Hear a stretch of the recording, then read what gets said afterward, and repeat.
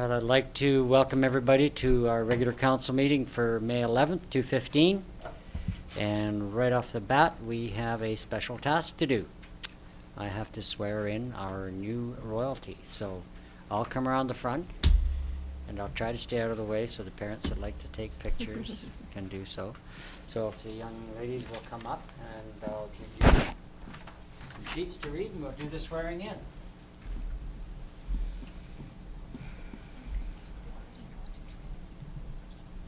Yeah, since I probably can't remember how to say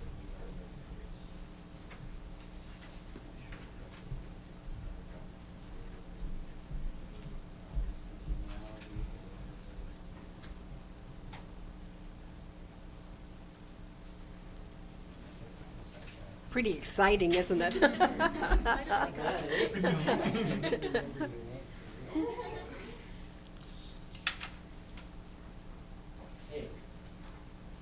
What I'm going to do is I'm going to read through this oath of office in sections. You'll repeat after me, and where your name is. Each of you will say your name at the same time. Okay? So we'll all look really confusing. And you'll be able to understand each one. So here we go. Everybody at once. Having been honored to be selected for the position of Miss Congeniality. So they say what off their sheet there. Miss Summerland, Summerland Princess, Miss Congeniality. Hereby promise to act as an ambassador to the citizens of Summerland Hereby promise to act as an ambassador for the citizens of Summerland and conduct myself to the best of my ability as a respectful, and conduct myself to the best of my ability as a respectful, trustworthy, and positive leader for the community. trustworthy, and positive leader for the community. I promise to be committed to the role and duties of I promise to be committed to the role and duties of Miss Summerland Princess and be an outstanding representative for our community. and be an outstanding representative for our community. Sworn before me in the presence of Sworn before me in the presence of Mayor Peter Waterman and council on May 11th, 2015 in Summerland, British Columbia. and council on May 11th, 2015 in Summerland, British Columbia. Thank you. So we'll take each one of you in turn, and I'll sign your oath.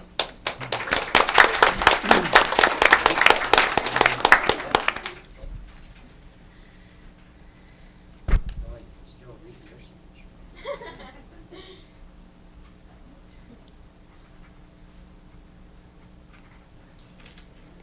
So there, sign right there. Works.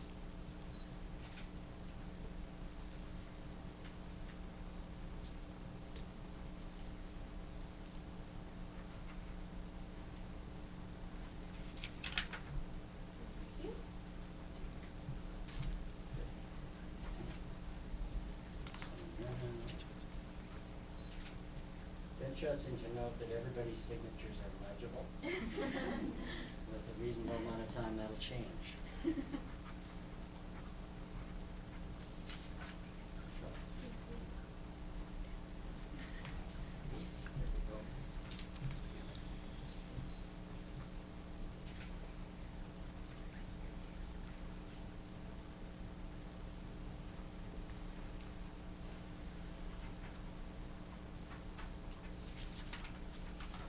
we go.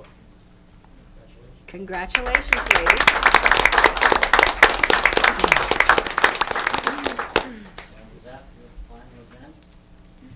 Incredible. Thank you. Thank Good luck you. for this next year. We're very pleased to have you.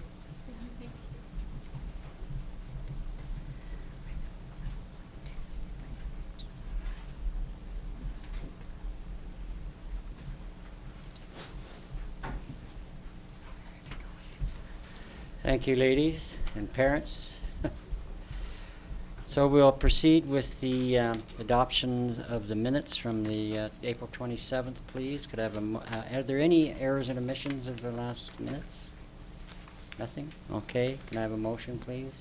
Councillor Peak, thank you. Councillor Carlson, thank you. All in favor? Thank you. Okay, Corporate Officer, we have an amendment to the agenda or amendments? Yes, we do, Mr. Mayor. We have a few amendments to tonight's meeting agenda. The first, item 4.1, public hearing, bylaw 2014-002, official community plan be cancelled. Item 8.1, report to council on local sanitary sewer service area for Juniper, Miltimore, Willow, and Tate. For item 11.2, there's a replacement page 75 of the meeting agenda regarding the financial statement. And lastly, report item 12.1, report to council on Bike BC cycling grant application. And if I could just have a mover and seconder to adopt the agenda as amended. Okay, thank you. The mover, please. Councillor Barkwell, seconder. Councillor Carlson, thank you. All in favor? Thank you very much. Okay. I guess we move right into our public comment opportunity. So this is a section where anybody from the public gets to address any highlighted item on the agenda that they wish to speak to. So there are a fair number of them, but if anybody has anything to say on any one of them, they're welcome to address us and the audience, and they have 2 minutes to do so during that, just the 2 minutes of time. So is there anybody to comment on any one of the agenda items that are highlighted, please?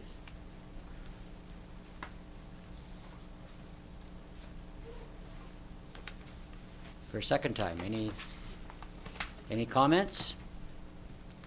Hearing none, I guess we'll do it a third time. We don't really have to do that, do we? Okay, so there's no comments on any of the highlighted agenda items, then we will move right into my report. Correct, Corporate Officer? Yes, Right. next year report. It actually is fairly short. It's just very large print so that I can still read it. The first part of our term has been busy, and the last 3 weeks has been no exception. Councillor Boot, Peak, and myself and our CAO, Linda Tynan, all attended the Southern Interior Government Association, that is the SILGA conference in Kamloops, from April 29th to May 1st. This is a regional government conference where resolutions for municipalities and regional districts are forwarded to the Union of British Columbia Municipality Conference in September. There were some excellent seminars, plus opportunities for discussions, relationship building, and networking. The networking part of it, as a new mayor, I found extremely valuable. I've met a lot of these people before, but in the new role it takes on a bit of a different flavor, so I found it very valuable. May 2nd, we had 2 special events. First, I brought greetings from the District of Summerland to the South Okanagan Boundary Labour celebrations at Gyro Park. I stood with MLA Dan Ashton and Mayor Andrew Jacobite. The event was well attended and focused on the successes of the labor movement over the decades. The second event that evening was the selection of our new royalty. And at the 45th Annual Blossom Pageant, as mayor, I opened the evening's events and presented gifts to our very successful retiring royalty, Miss Summerland Taylor Arkenstein, Princesses Judy Belmonte, Mackenzie Vandertulen, and Miss Congeniality Brianna Ure. So I think it was a very successful evening. It was a full and packed house. And of course, at our opening this evening, I had again an opportunity to swear in our new royalty, which you all just saw.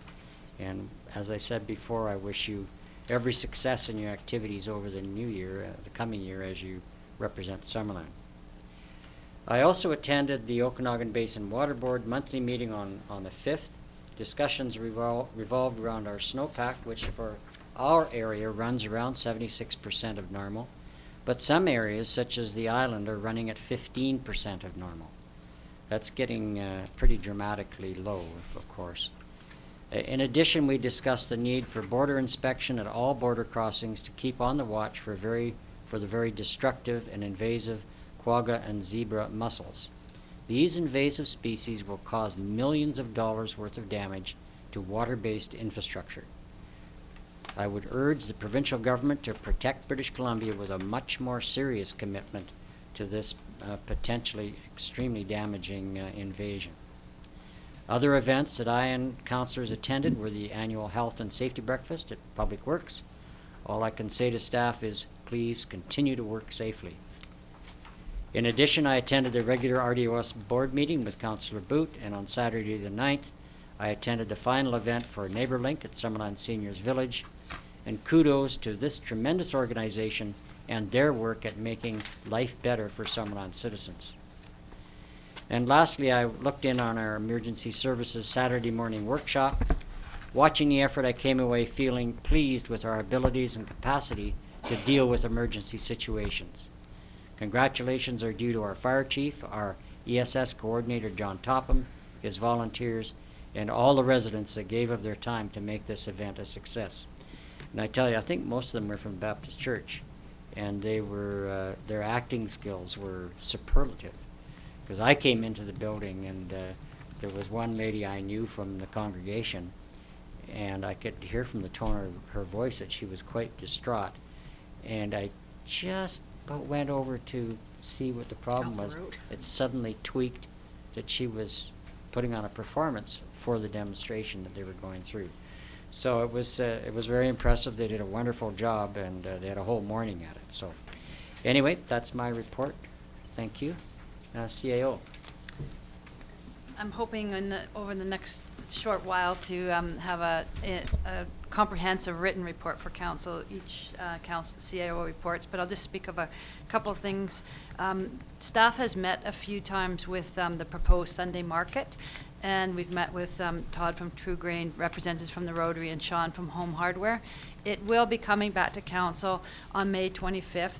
Home Hardware at this point in time is not in favor of having the market in front of their store. However, we're looking at trying to come up with alternatives with the Rotary so that when it comes to council, perhaps we've come to some sort of an alternative arrangement. So that will be coming next council meeting. Staff is continuing to meet with Fortis BC, and the finalized proposed contract will be coming also on May 25th to council. We've made great strides and are almost finished that now. Our Jeremy, our Director of Corporate Services, and Robert, our Building Inspector, went to a liability conference a couple weeks ago, and at that conference had the opportunity to talk to some of the key people with MIA, the insurance agency, and it looks like that MIA is going to choose Summerland to undergo a project to update the core building bylaw. There, every many years there's a core building bylaw review. So we had a follow-up phone call with MIA, and there'll be a lawyer involved, but our participation will be vetting the things through us and with council. So it's a really great opportunity to have our bylaw vetted through MIA. So that was great that the two of them networked and had that conversation.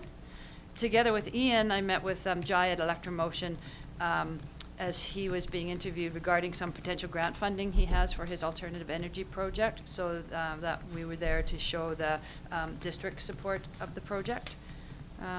We attended the open house in regard to the barricades on Prairie Valley Road, and that will also be coming back to council, if not next weekend, next council meeting, the following council meeting for final conclusion on that one. We're spending some time right now looking at our procedures for council agendas and for the correspondence materials that we receive for council. We're going to make some changes to the agendas and for tracking outstanding activity, especially for the correspondence that we receive from the public, to make sure that everything that we do receive gets recorded on the agenda and is properly acknowledged within that in a timely manner. So you'll see some changes coming up over the next little while. And I also attended the breakfast put on the Occupational Health and Safety Committee, and it's a good indication of how well our staff work together, and it was most delicious. And of course, the Gord Hume, for me, hearing his views on the cultural plan, but I'm sure in council's reports that'll come up as well. Yeah, yeah, it should have come up in mine, perhaps. I was going to run into 3 pages if I kept that up. Thank you. So we're on to unfinished business, corporate officer, which I guess includes the late item 8.1. Yes, it does, yeah. Thank you. Okay, we'll be dealing with 8.1, a late item, which is the Juniper Miltmore Willow Tate Local Area Service to do with sewer. And so, CAO, do you have anything to say? I'll just start by saying that our staff undertook the working with the citizens in regards to the petition for the service, and Lori can explain, or CFO can explain what the results were. Once a petition, so I just wanted to emphasize that once a petition is done, such as this, and it's successful, it's a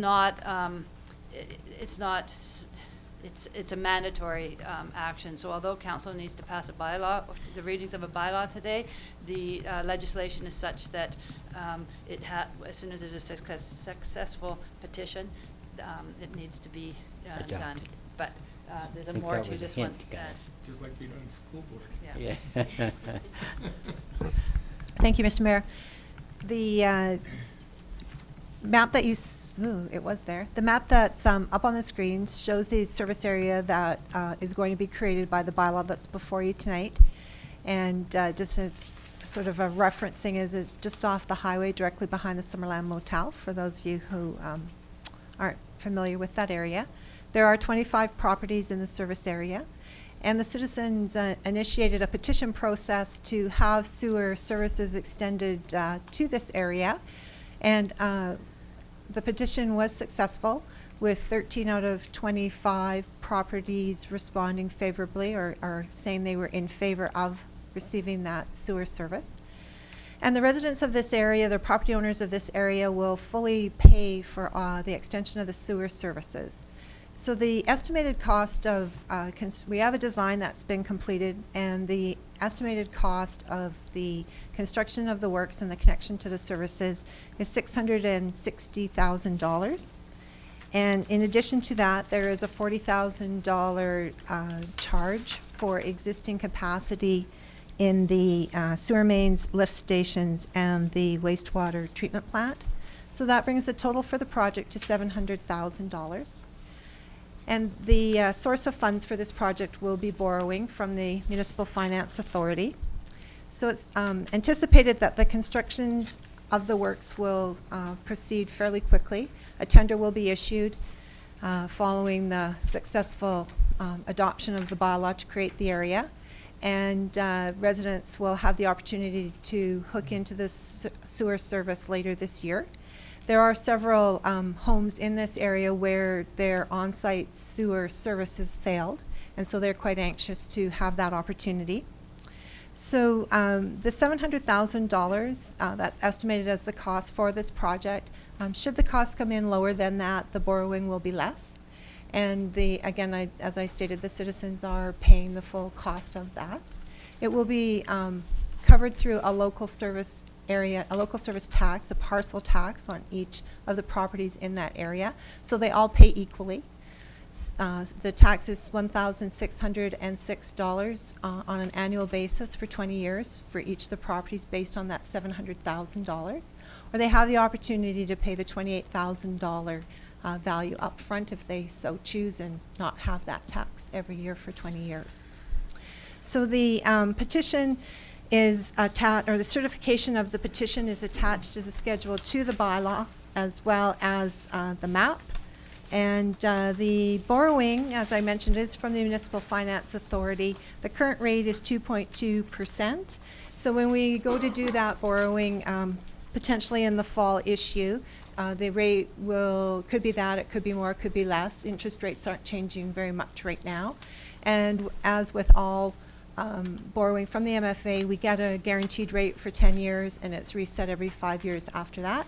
So as those borrowing costs are changing, the amount of tax that each of these properties will have to pay will be recalculated. So before you tonight then are 3 resolutions for you to consider. Is that, first of all, the bylaw 2015-17 be introduced and read a first, second, and third time. That staff issue a tender for the construction of the works.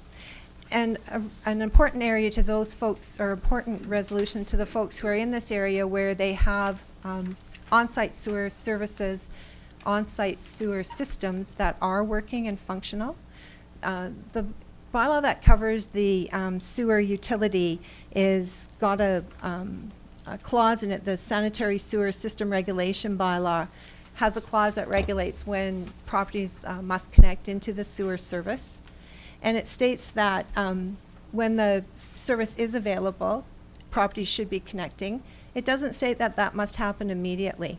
And staff are recommending to council that we give property owners a period of time to continue to use their on-site sewer systems as long as they're functional systems. Those folks would still have to participate in the local service tax, so that's $1,606 per parcel per year. They still need to pay that, but they would not have to pay to extend the services from their property line to their homes. So that's an additional cost that each homeowner has to pay independently and over and above the costs that are cited in this report tonight. And then there's also a monthly fee that's associated with being hooked up to the sewer system, and currently that fee is $24.70 per month. So the staff are recommending that we give sort of a phase-in time for people, so as their system is working, they can continue to use it. If it should fail, then they have the opportunity to connect, and that we would review that or we would give them up until December 31st, 2020 to connect for those properties with working services. Thank you. Any questions from councillors? Councillor Peak? I have several, is that okay? Sure, go ahead. The $40,000 value of existing capacity is like buying into the capital funding that was put for the existing building and services, is that correct? That's correct. A 5-year extension on hooking up is very typical, so I have no difficulty with that whatsoever. My question is, these costs to the homeowner go to the property. So should the property be sold, that carries forward to a new owner, is that correct? That's correct. Okay. And this becomes something that, and I don't remember the percentage of those that said yes and the percentage that weren't that interested, but it becomes in a sense imposed on all the residents because the petition has carried.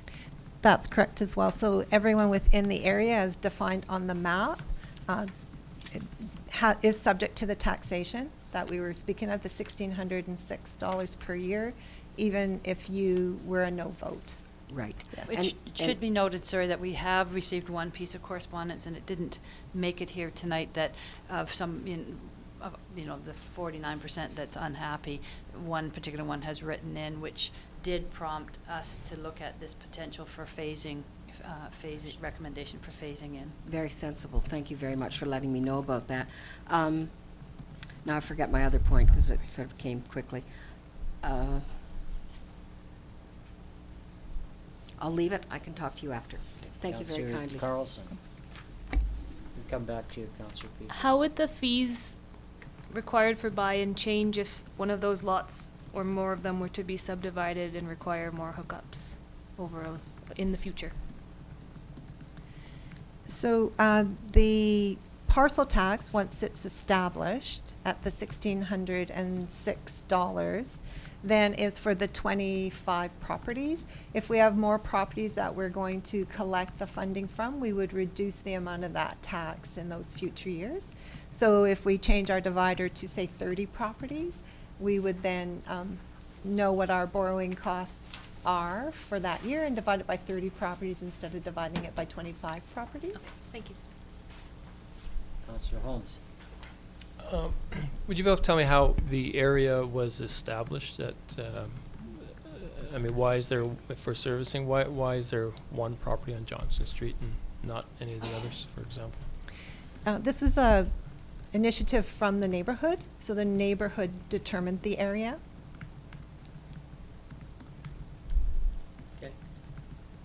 Councillor Peak, remember your... I do remember Good, mine. okay, then we'll come back to Councillor Carlson. If I'm a homeowner and I'm getting it from the servicing trunk out at the road and bringing it into my property, my experience is that that homeowner has to pay for that cost and arrange for a private contractor to do that. Am I correct? I can answer that. They do have to pay for that cost. As to who will do the works to connect, I'm not certain whether, and Dawn is not here tonight, whether our works department allows a private contractor to do that. But the work on the work on private property, the work of getting the line from their house to the property line is the homeowner's responsibility. That's Absolutely. my understanding as well. Thank you Yes. kindly. Councillor Holmes? Oh, Councillor Carlson? I think I'm Yeah, that's right, sorry. You're fine? Anybody else? Any more questions? Okay, can I ask a councillor to present the resolution, please? Councillor Barkwell, read through it, please. That bylaw 2015-17 local sanitary sewer service area, Juniper, Miltimore, Willow, and Tate, be introduced and read a first, second, and third time. The properties in the local service area who do not wish to connect to the district sewer system be allowed to continue to use functioning on-site sewer systems up to December 31st, 2020. And for further certainty, these properties will be required by legislation to participate in the local service area and pay the established parcel tax, but will not be required to pay the monthly fee for the contribution to the operating and maintenance of the sewer system. And 3, that staff issue a tender for the construction of the sewer works necessary to provide sanitary service to the Juniper, Miltimore, Willow, and Tate local service area. Thank you. Do we have a seconder, please? Councillor Carlson. Basically, we don't have much room for discussion since this is a petition that requires that we pass through. But, anything at all? Okay. And I'll ask for the motion or the vote, please. All in favor? Thank you. The motion passes. Thank you very much. So, CAO, we move on to the correspondence. You're going to deal with that, are you? I just wanted to make a note. You'll see in your agenda package this time on page 30, there's a cover sheet.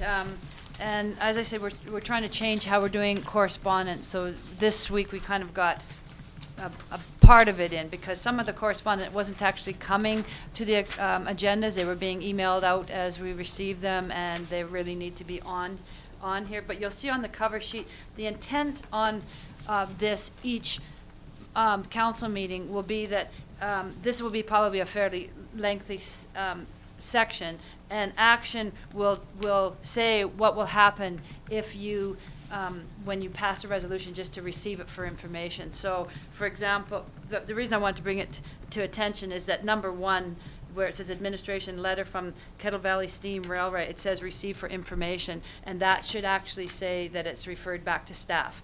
And it is, and it will come back then to council with what the end result is on that. So some of them, when it's building permit statistics or statistics, it will continue to say receive for information, but others say that they're, like the last one, that it's coming back to staff.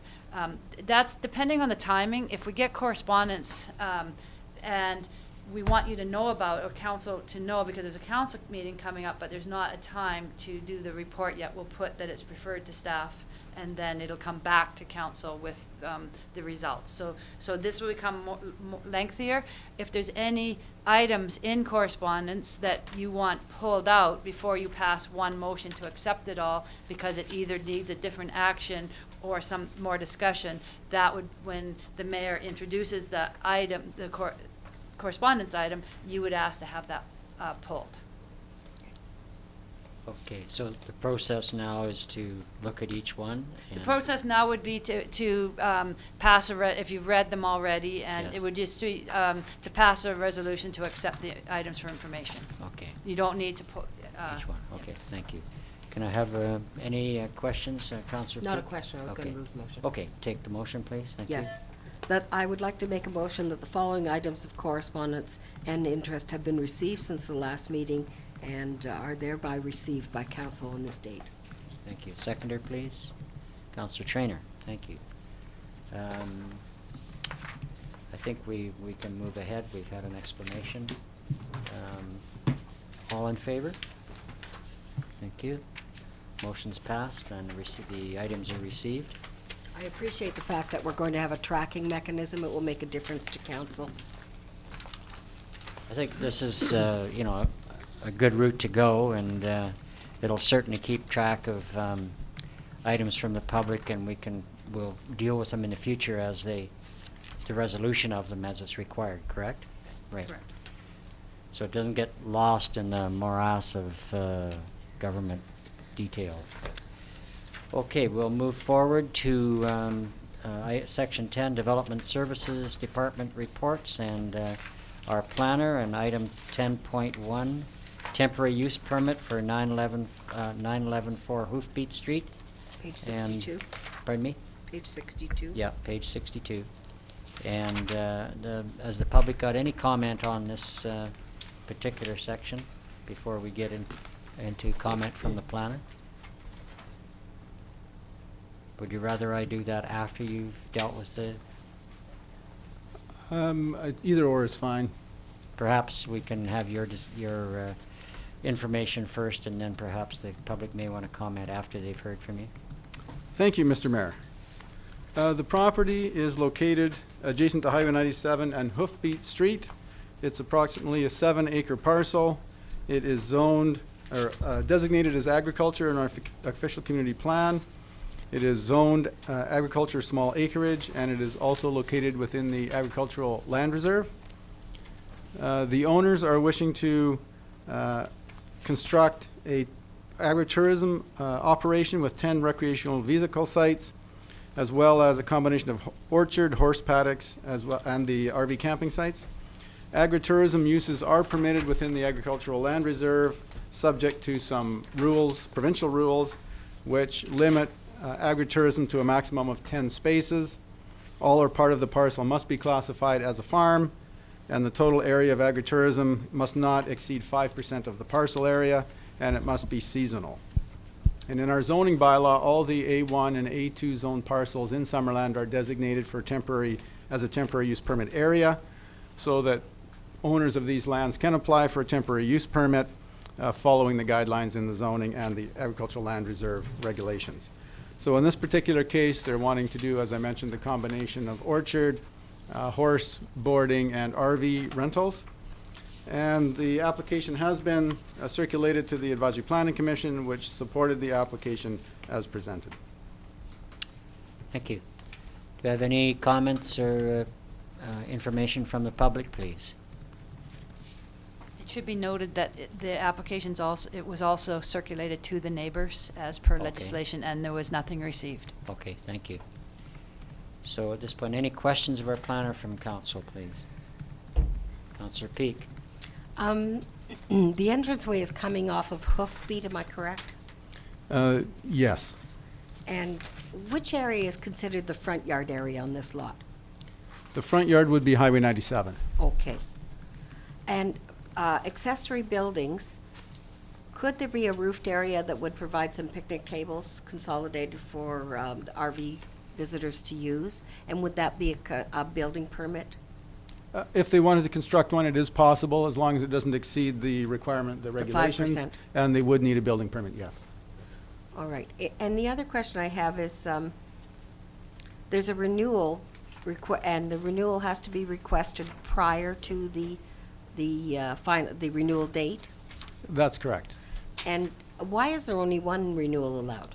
That is in the provisions of the Local Government Act. Any temporary use permit can be issued for a maximum of 3 years, and it's subject to one renewal. And after that, then the applicant would have to come back, reapply, and go through the public process again. Thank you. That helps my understanding. Appreciate it. Councillor Carlson, then Councillor Holmes. I visited the site the other day, and it appears that work has started to be done in planting the orchard and preparing hay fields and such. And what is happening on the site doesn't match the drawing that was presented due to the way that the land actually is. Is that something that we need to see before we can pass something like this? If the actual configuration is of a concern to council, then yes, we should, but they would still have to meet the regulations of no more than 10 spots, no more than 5% of the total area, et cetera, et cetera. But the proponents are in the gallery tonight, so there may be some, they can shed some light on that. Okay.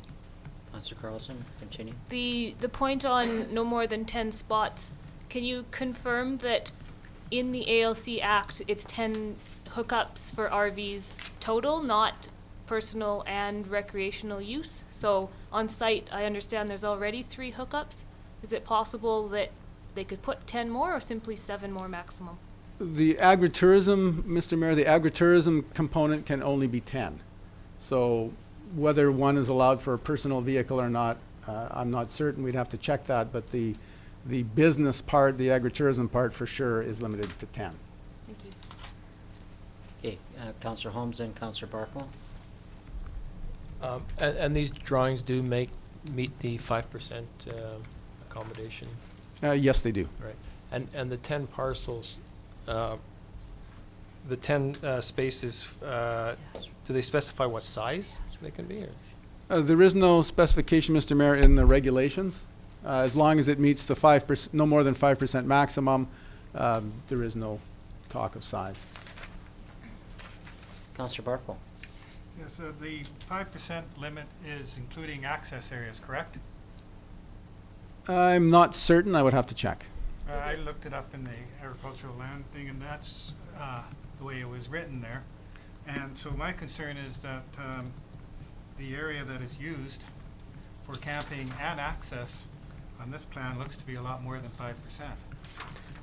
When we checked with the applicant on this particular application, the access roads are dual purpose. They're not specifically for agritourism. They're to access the orchard as well. So the 5%, I believe, is the area in blue, which encompasses the piece of the road network that would be specific to the agritourism, as shown in a blue hatch, as well as the 10 spaces which are shown in blue shading. That's also, yeah, that dual purpose raises a definition that isn't defined for us, I think. What's the T at the west end for? Oh, that is turnaround for fire truck. There's a fire hydrant in that location that the fire chief would like to have access to as a condition of their support. And do the long-term paddocks have anything to do with this application? Again, that probably is a better question for the proponents. I'm not certain. Okay. As I've sort of raised already, it just isn't, proper or recommended practice to have paddocks next to a property line. Particularly, I would think next to a house. Confined livestock area is what it's called.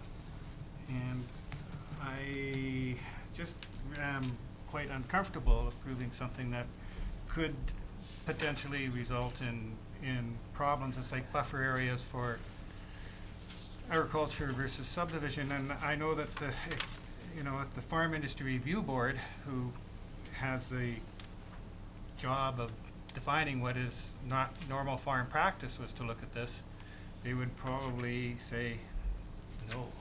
I would rather not have a potential problem. Is there some way we can deal with this without turning down the whole project?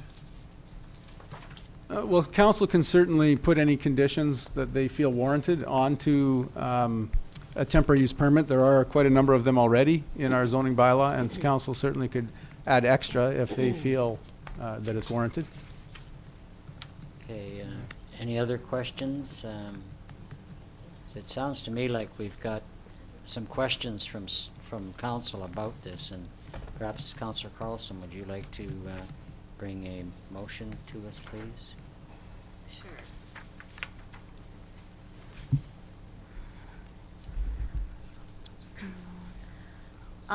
Would recommend that a temporary use permit not currently be issued to allow agritourism accommodation on Lot 7 DL 473 ODYD Plan 147 located at 9114 Hoofbeat Street, and instead be referred back to staff for more information and updated maps based on the current work being done on the land. Thank you. Do I have a seconder, please? Councillor Barkwell. Okay, what we're doing is, and the CAO will keep us straight here, we're trying to refer this back to staff with a motion that's not the same as recommended. Right, I just think instead of saying currently not issued, just refer the matter back to Back to staff staff for generally. review and report Okay, back. thank you. Yeah, that's quite within council's purview to question and ask for more information, so I have no problem referring this back to staff for coming forward at a future council meeting to give us the appropriate information. Okay, so any discussion here? Yeah. Councillor Carlson? Do you have a seconder? Yeah, Yeah, seconder, Richard. please. Councillor Barkwell? I'm not sure, did we? I think we had that. Yeah. Okay, go ahead. So I like the idea and I like what has been proposed, but I do believe that if we're going to allow something like this, we need to make sure that we follow all of the rules and that the proponent has a good chance of being successful with the Land Commission, because from my first view of it, I don't think that it will be approved by them, and it would be a shame to not get that, not have that allowed. Okay. Councillor Barkwell, did you have a comment? Or No, I'm hoping that we clear up. I have emailed everybody on council and the staff the latest guidelines from the provincial government on setbacks, and I hope that we can, address that. Well, that'll be part of the information the staff will consider, I'm sure. CAO? So just to be clear, there is no approval needed, but there is no approval needed.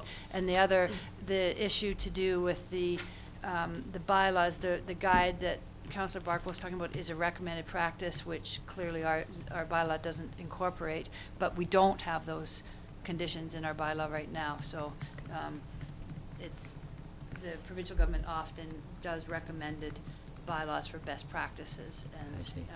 but it would, we would have to amend ours to get them into Okay, ours. I see. Councillor Peak?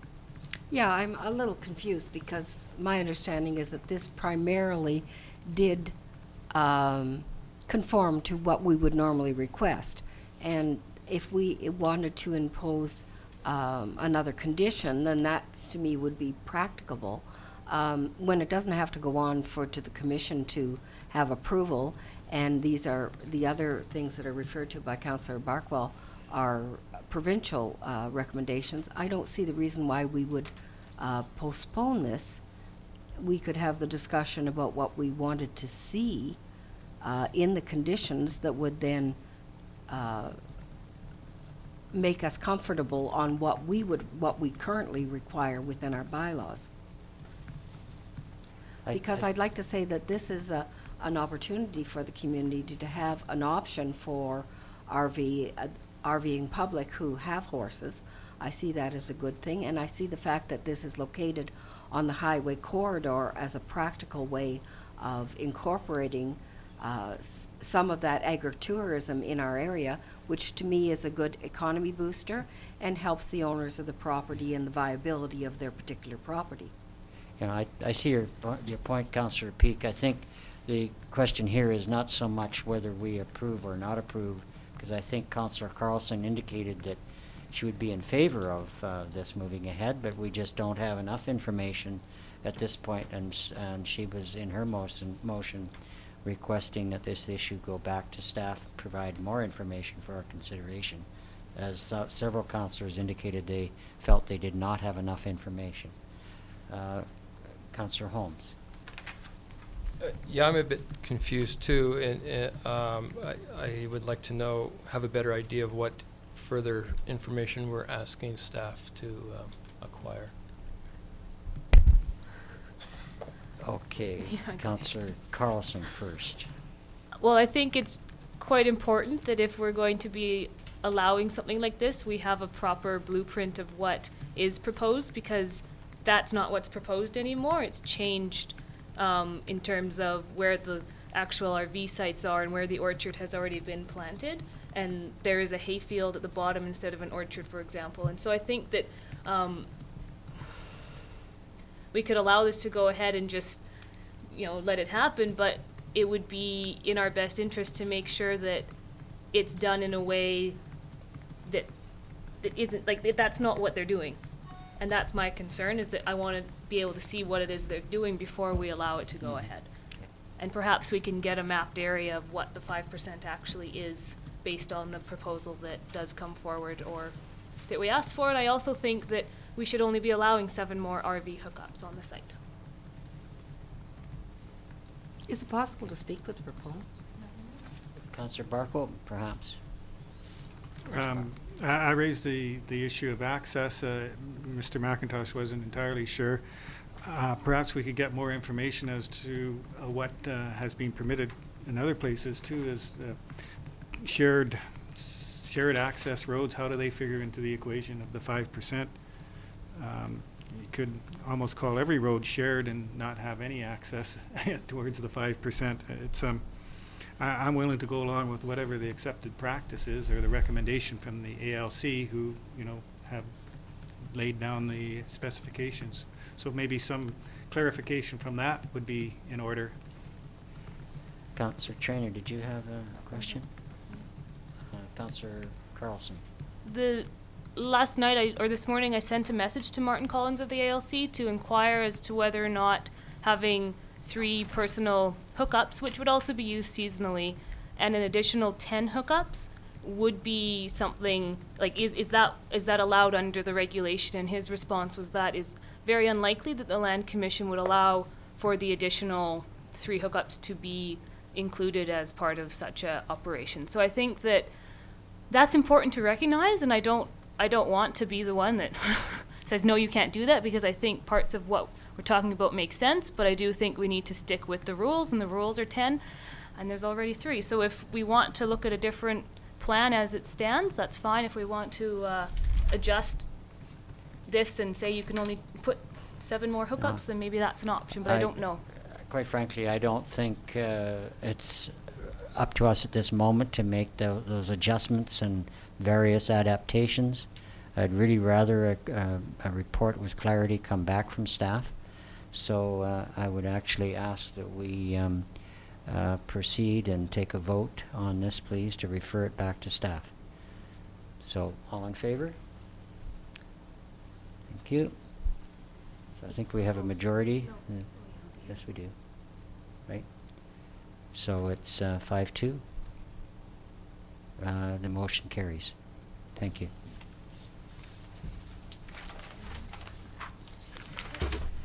Okay, we're on to, just a moment here.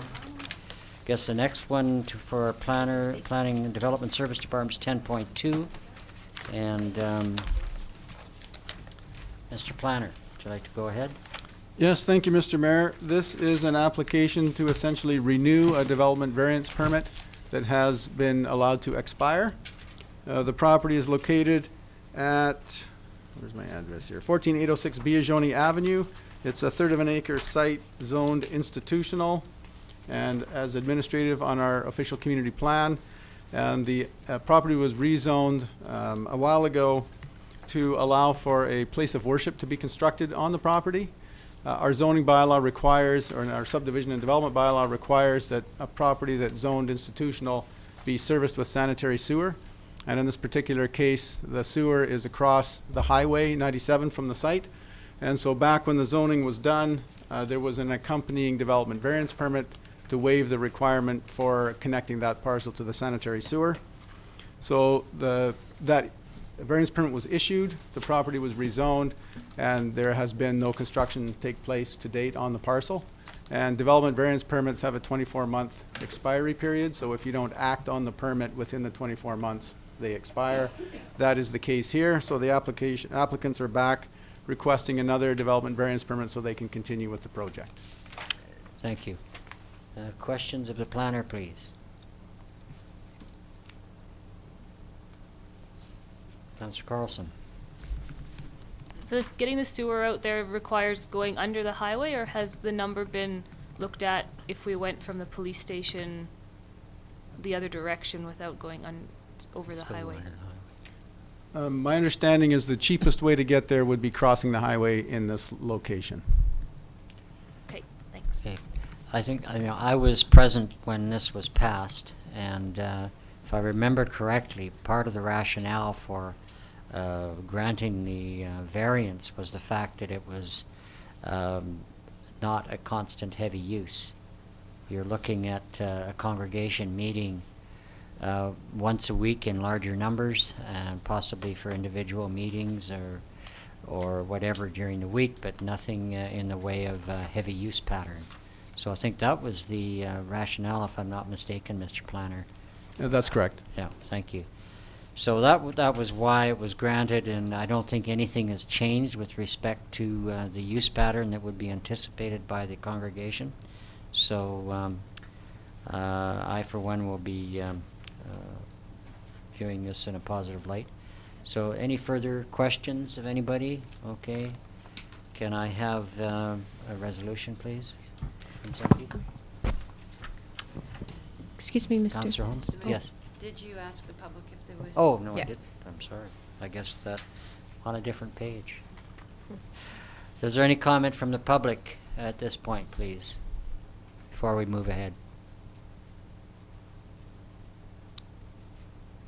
Hearing none, looks like nobody's jumping up, so we'll move ahead. And could we have the councillor bring the recommendation forward, please, or the resolution? Councillor Holmes?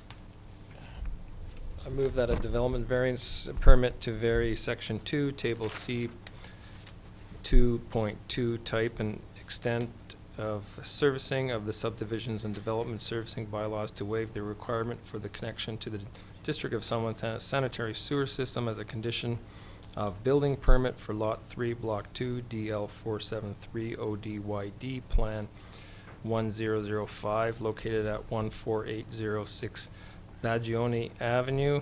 Did I pronounce that right? Biagioni. Biagioni. For the construction of a place of worship be approved.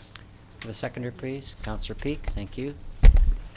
Any further discussion, the council, of this issue? No, I think it seems straightforward, Okay. and I certainly think this is a good location for it. Okay, yes, that's what was thought previously, so take the vote, please. All in favor? Thank you. Motion is passed. Thank you. So we move forward now to section 11 and 11.2, which is our CFO to lead the discussion. Thank you, Mr. Mayor. There's not enough room here. So this report is to do with the annual financial statements and the audit findings. And so at this point in time, you have before you the draft financial statements. The audit work has been completed, and in order for our auditors, MMP, to issue the audit report, council must first accept these unaudited statements. Once that happens, then the auditors will be free to issue to us their audit report. And we do have a filing deadline for our financial statements of May the 15th. So I have some highlights in my report that I'm just going to review with you now as we discuss the financial position of the district at the end of 2014. So I think the best overall comment I can make is that we see improvement in both the areas of surplus and reserves. So that indicates an improvement in the financial standing of the district. And I think council's decisions that are showing up in this year's results to have impacted our position in a favorable way, and it's providing us a framework for moving forward to provide funding for our needed infrastructure requirements that we have in future years. So in the accumulated operating surplus, we see improvements in all of the funds. And we have, those are funds that are not allocated for any specific purpose at this point in time. So they are available for unplanned items that may arise. And as well, the reserve accounts, development cost charges, and the statutory reserves in total have seen an increase of over $1 million. So that again gives us funds on hand to do future works of our significant projects that we've got for our infrastructure renewal. So we are seeing the development cost charges holding pretty much the same, a slight decrease. Statutory reserves a slight increase. So all in all, moving in the right direction in terms of a stronger financial picture. So in our reserves, we do have most of those funds allocated for specific projects or purposes. And there's some further details further down on page 75 of the agenda about the statutory reserve funds that we have. And I just wanted to point out a couple of items that the land sale reserve fund, the significant increase in that from just over $200,000 to just over $500,000 as the proceeds of the funds from the sale of the property for the construction of the library. And the rest of those reserves stayed pretty much the same. The tax sale reserve did decrease, and we have a report on the agenda tonight for a bylaw authorizing those funds having been spent on the generator at the RCMP building. So also, I did want to point out that of the money that we have in the land sale reserve, $374,000 of it has been earmarked as a funding source for our project that we submitted as a Build Canada grant application, and that's the water system separation in Garnet Valley. So that's the $518,000. $374,000 of that is earmarked for a project if we're successful in our grant application. And another item that I want to bring to Council's attention tonight is our outstanding debt. And we can see that the district's outstanding debt has reduced in the current year by about $1.2 million more than the year before. So that's moving in a favorable direction as well. And our per capita debt has dropped about $200 from just over $2,500 to just over $2,300. The last item that I have in my report are the tangible capital assets.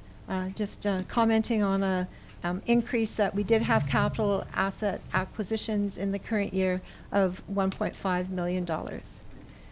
So at this point, before we move on to the audit findings, I'd ask if there are any questions from council. Any questions from council of our CFO? Seeing none, then I'll introduce to you Stuart Grant from MNP.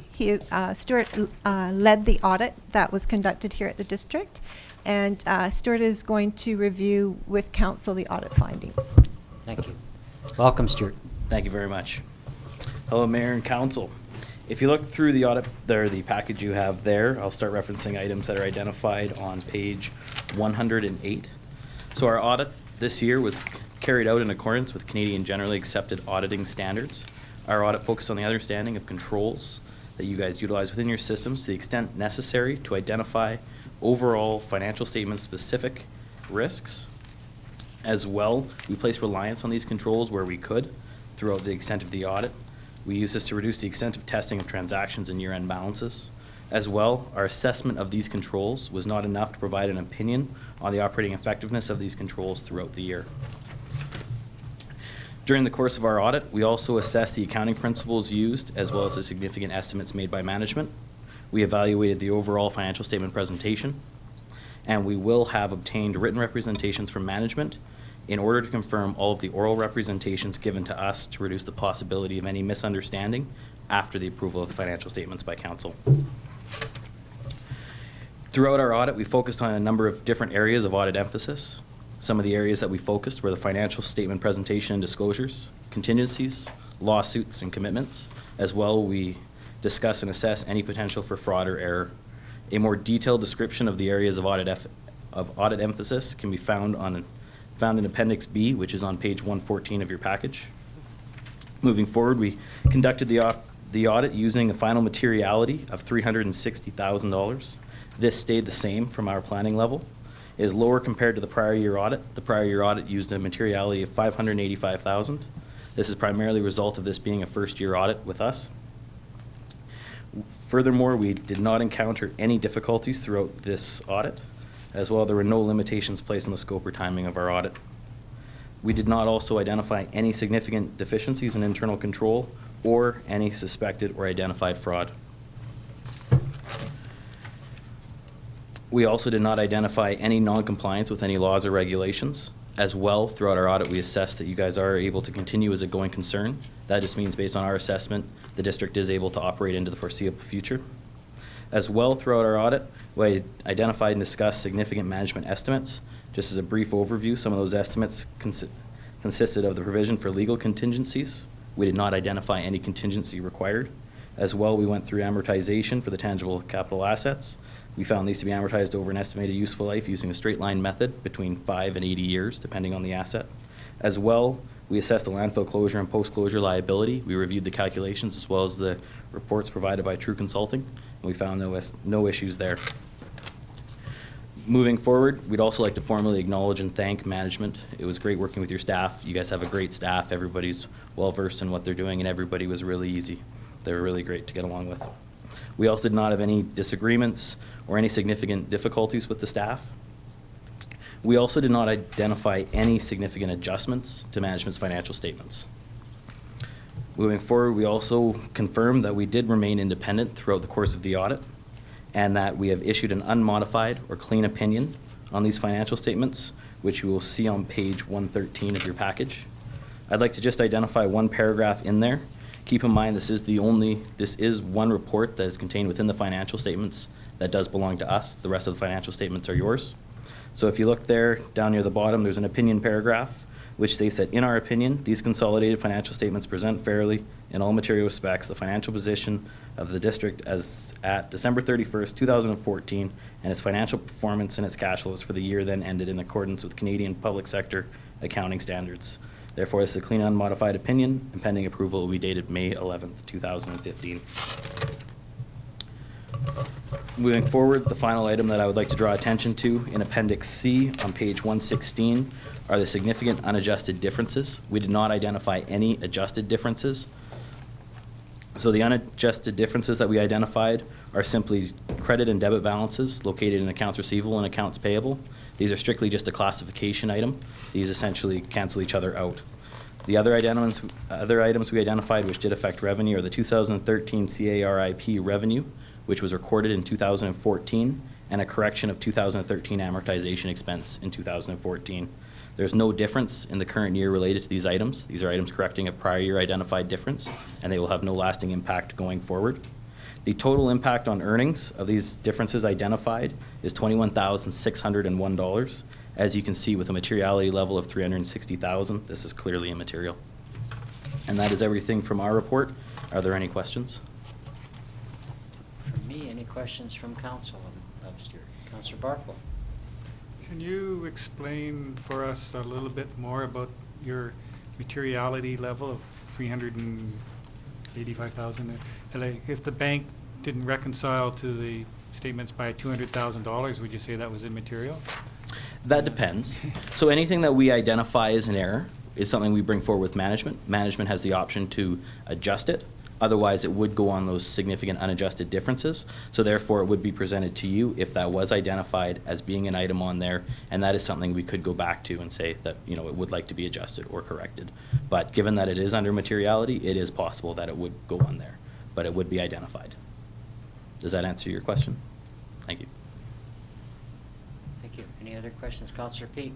I'm comforted by your report. I think it's very thorough, and I'm pleased with starting with a new auditor that your findings were thus. Thank you. Thank you very much. And no further questions for auditor? Thank you very Perfect. much. Thank you. Appreciate your comments. So we're moving now to the recommendation, I gather. So, council, can we have somebody take the recommendation at 11.2, please? Councillor Carlson. That council accept the unaudited 2014 annual financial statements for the District of Summerland and receive the audit findings report for the years ended December 31st, 2014, authored by MNP LLP Certified Professional Accountants. Seconder, please. Councillor Barkle, thank you. Any further discussion? No? Hearing none? Good job, Lori. I think Laurie's done an excellent job. I think I'll make a comment, just looking at the highlights in our extra sheet here that we received, that having been here for a little while, and through the last administration and now starting a new one, it's certainly, as someone said a few minutes ago, a warm feeling is created by the enhanced situation in 214. And I think you'll probably be making comment earlier or later when we get to the tax increase about where extra monies will be going. So I certainly appreciate your work, Laurie, and it's been very succinct and very valuable report to us as we've been going through the early part of the year. So Thank you, thank Mr. you very Mayor. much. So, Council, can we have a vote, please? Could I make one comment? Oh, sorry. If Go I ahead. may. For the general audience, on page 98 of our 98 of 195, there's consolidated financial statements on the tax revenue that we collect and disperse back to other levels of government and to other authorities. And I think that that bears in mind how much money we have to collect that is not ours to use but has to go to other areas. And it's the school tax, the regional district, the hospital, the finance authority, the assessment authority, and the library. So I just draw general information to that particular list. Thank you, Mr. Chair. Thank you.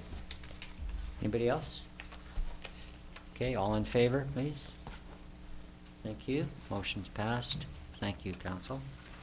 So we're moving now, still with our CFO, to 11.3, and that is the expenditures from statutory reserve funds. Thank you, Mr. Mayor. There are two items that have been expended from statutory reserve funds in the 2014 financial year. The development cost charges, we had expenditure of $250,000 for works on the Prairie Valley Road and Jubilee Road sidewalks.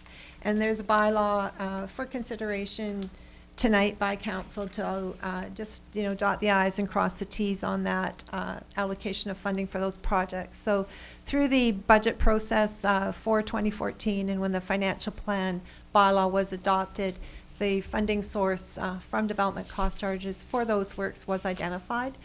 This bylaw following is really a housekeeping item to make sure that we have everything in accordance. The expenditure from the tax sale reserve fund is exactly the same situation. $80,000 was identified to come from that statutory reserve fund to put towards the purchase and installation of the new generator at the RCMP building. And again, both of those items were included in the financial plan for the year. So it's fairly clear cut. Any questions, Council? Councillor Peak? What's the Not really a question, but a comment. These are actually projects that have been completed, am I correct? That is correct. And it is just housekeeping that we delineate okay. where they actually came from and how they're being dispersed. Just a finishing up or finalization of that process, yeah. Thank you very kindly. Okay, thank you, Council. Can I have the motion, please? Councillor Boot. The council passed the following resolutions. One, that bylaw 2015-012 development cost charge roads reserve fund expenditure, Prairie Valley Road and Jubilee Road be introduced and read a first, second, and third time. And two, that bylaw 2015-013 tax sale reserve fund expenditure for the RCMP building generator be introduced and read a first, second, and third time. Seconder, please. Councillor Trainer, thank you. Any further discussion? It's housekeeping, as was just pointed out. So, all in favor? Thank you. The motion passes. Thank you.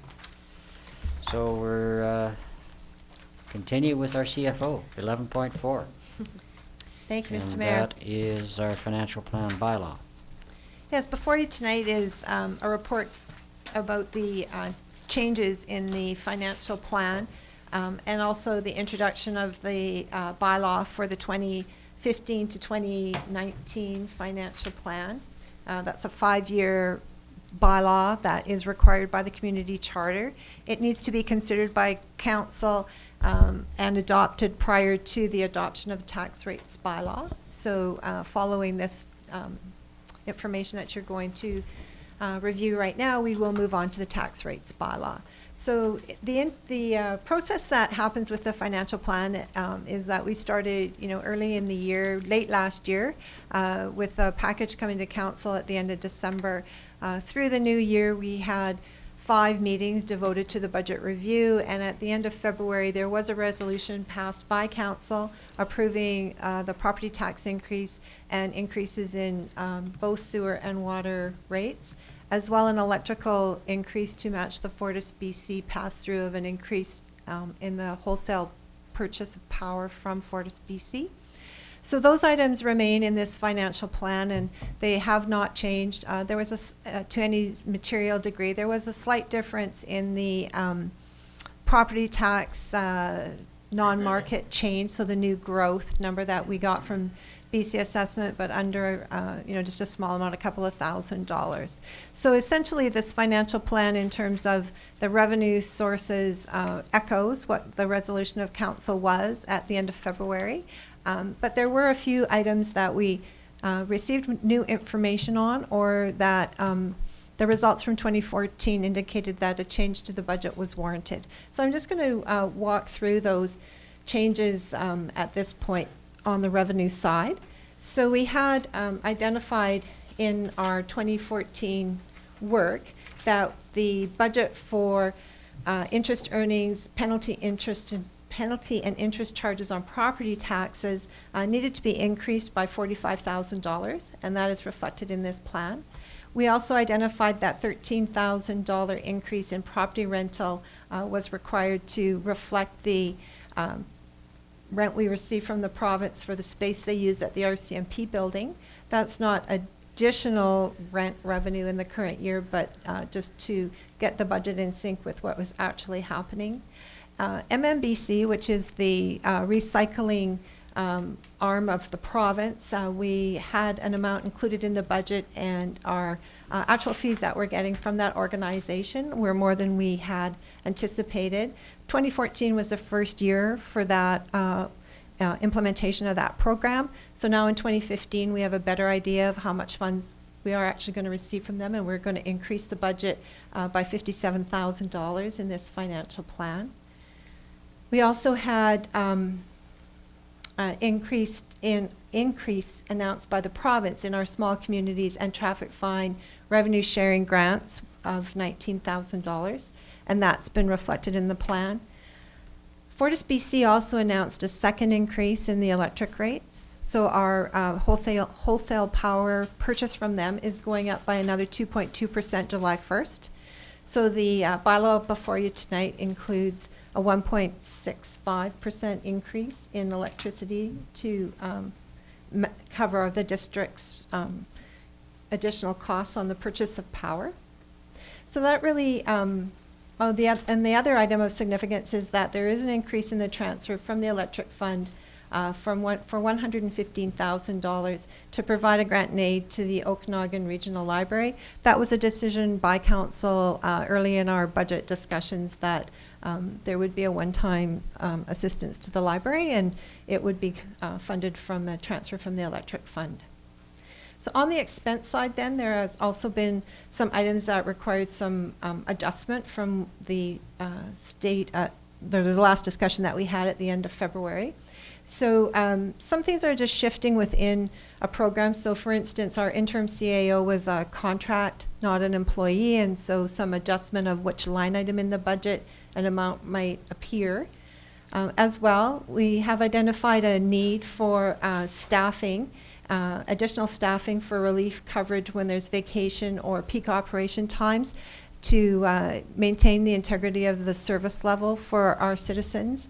And that's throughout the organization that we needed to add in additional funding for those relief staff, and that's $54,000. As well, we're adding 0.5 FTE in the corporate services area to provide some additional resources for legislative services. So in total, that's an increase of I missed that, $40,000, I believe, in that. I don't have in my report. I'm sorry, I'm stumbling here. Are you showing me? Thank you. Did it? Yeah, but I missed the amount. Sorry, I'm just, sorry, lost my focus there. So we have these additions to fund some additional funding for an FTE in legislative services as well. So to offset those increased costs, we have a reduction in the works budget for staffing costs there. Our 2014 work showed that we were able to identify some line item budgets where the allocation for labor costs in works areas, so some of the maintenance programs, those sorts of things, we had some room there that we could shave some money off of there. And I do have that number now for the legislative services. It was $44,000. So we have a $98,000 increase in staff being offset by a $60,000 reduction in staffing in the works department. So a net increase for staffing costs of $38,000. And that is a change in core services, and it is able to be covered by those additional revenue sources that I talked about a few minutes ago. So in addition to that, there are a couple of corrections to the budget that we had discussed during our earlier meetings, and they were part of the last presentation council had.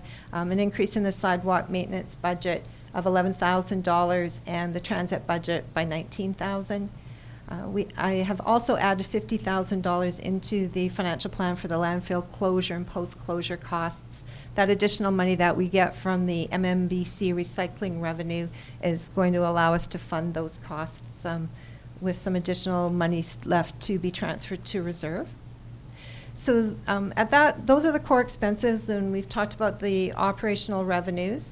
And before I move on to cover the few changes in discretionary spending, I'd like to just bring to council's attention that the increases in property tax, so the 3% increase in property tax, is dedicated totally to discretionary spending.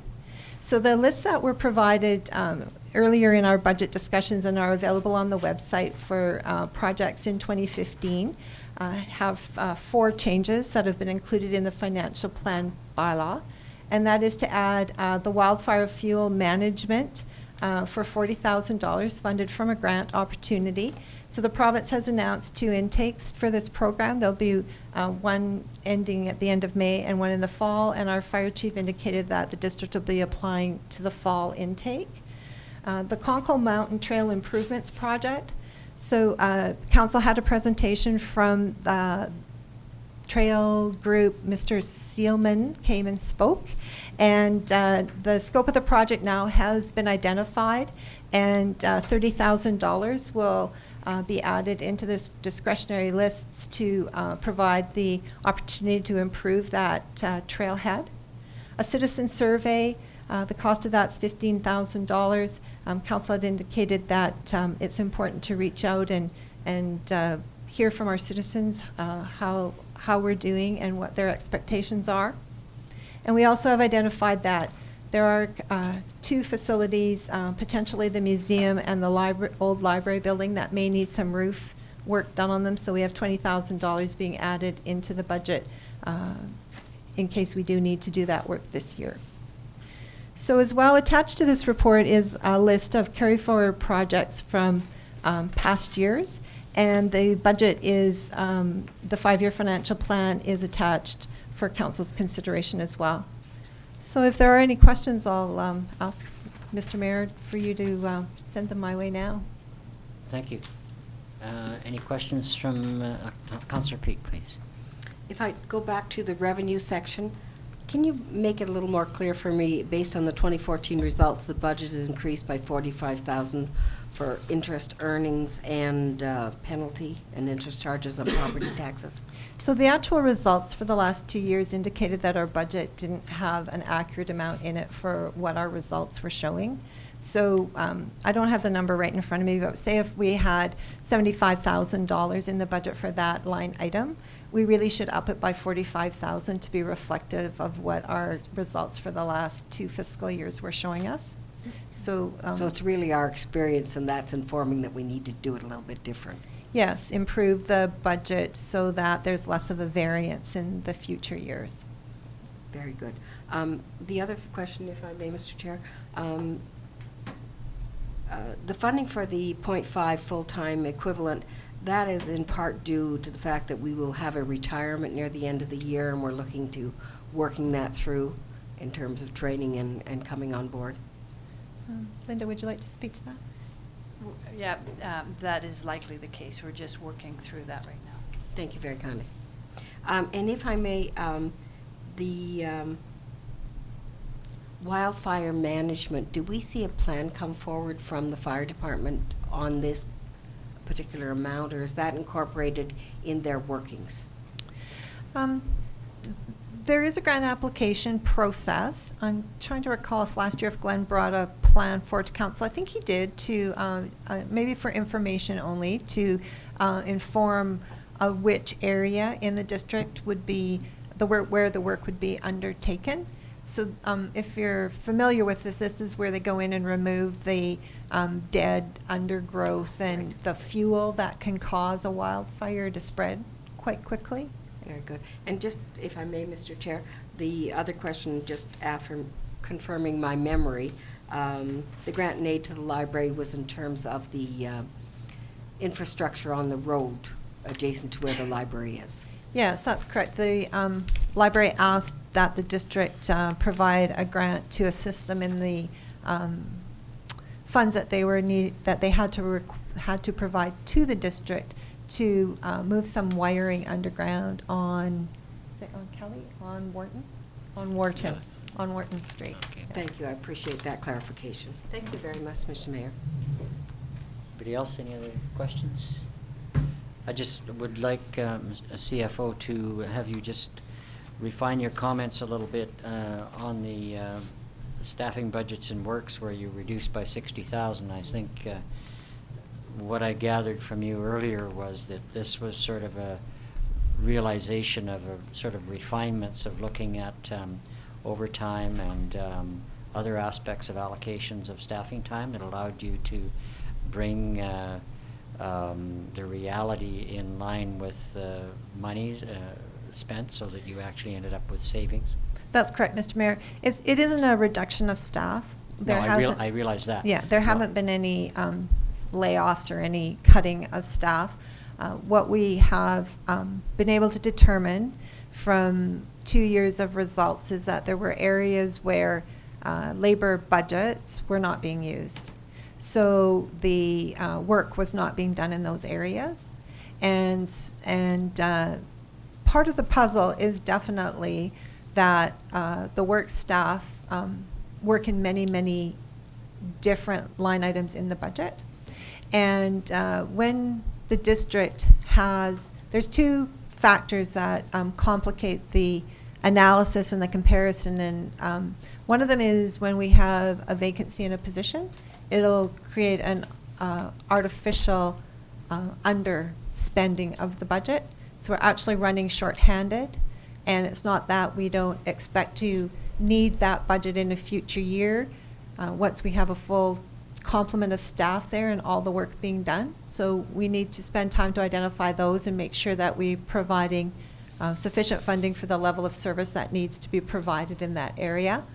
The second piece is when staff work overtime and bank that time and take it as time off, they are not replaced in their current jobs. So if someone works 40 hours of overtime over the year and takes a day off here and a day off there, and we take that times our complement of staff out at works of 75 people, you can see that there's going to be an impact to budgets, and we're working through identifying that and making corrections in future years.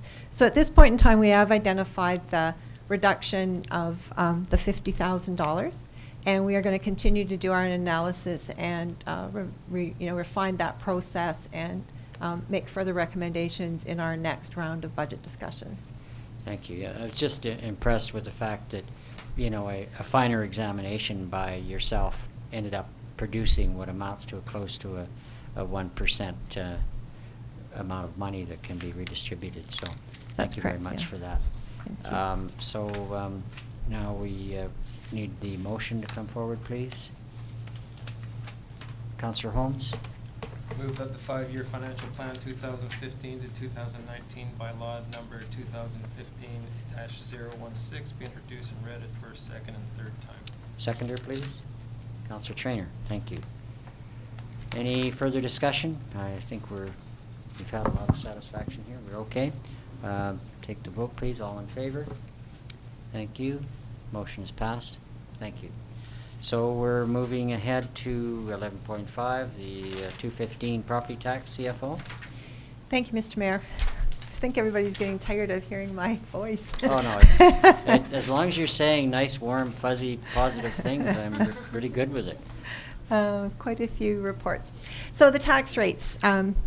The tax rate is follows out of the budget process, and it's how the district will collect the funds that we need to provide the levels of service to our citizens. So first step in this process is that we have our budget discussions council sets the direction, and we understand how many dollars we need to collect in property tax revenue. The second piece of that equation is that BC Assessment conducts their work and determines the dollar value of our assessment base. With those two pieces of information, we can then calculate a tax rate. And that gives us the bylaw before you tonight, the tax rate bylaw, which will be used to generate the tax levy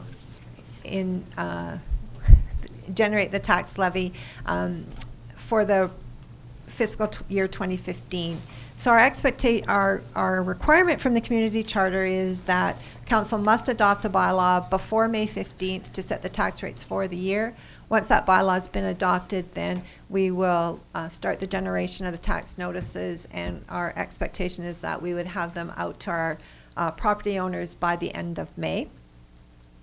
One of the items that I do want to bring to council's attention, which has already been discussed tonight by Councillor Peak, is that we do collect for many agencies beyond the needs of the District of Summerland. So we have the school tax, we have the goes to the province. We collect on behalf of the regional district, so the RDOS. We collect on behalf of the hospital district. We have also small collections for the Municipal Finance Authority and the BC Assessment Authority.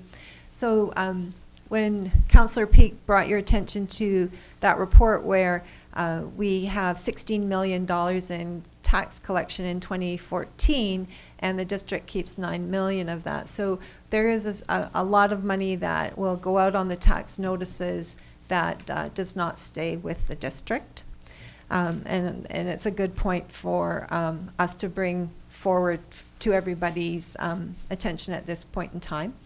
Another item that I wanted to talk about is that we have had an increase in the assessed value in Summerland. The overall average increase was 4.6%.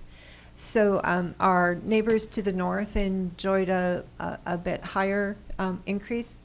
Some of them closer to 6, anywhere between 5 and 6, and our neighbors to the south perhaps a little less.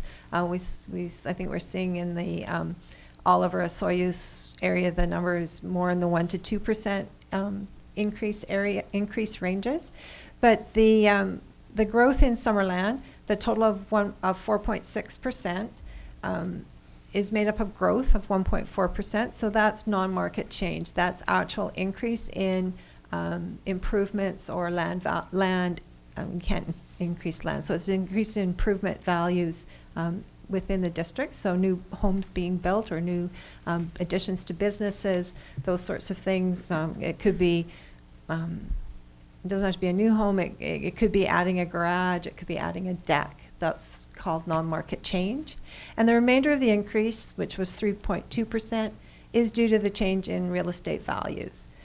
Our neighborhoods ranged from an increase of 28.3% to a meager 0.1%. So there was quite a difference from neighborhood to neighborhood, and more detailed information about specific neighborhoods is available.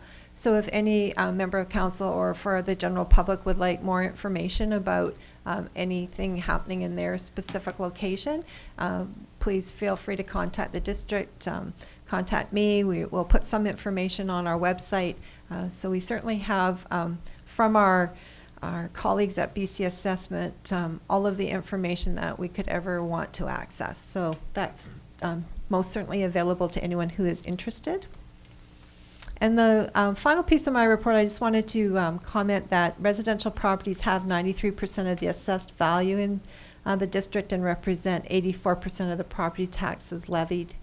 The business and other class have 5% of the assessed values, and that represents 13% of the property taxes levied. So that's everything in my report tonight, Mr. Mayor, if you have any questions. Thank you very much. Any questions from council or CFO? Councillor Barkwell. You had information about how our tax increases compared to other municipalities. Do you have that available on the slide or anything? I don't have the slide loaded to put up, but I certainly can provide that.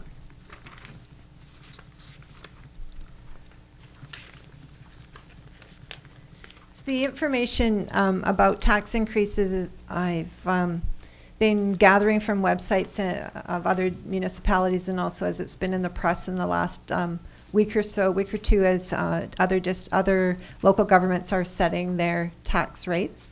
So I can tell you that Oliver had an increase of 1.5%, Osoyoos 1.8%, Penticton 2.87%, which includes a shift from their business tax into residential.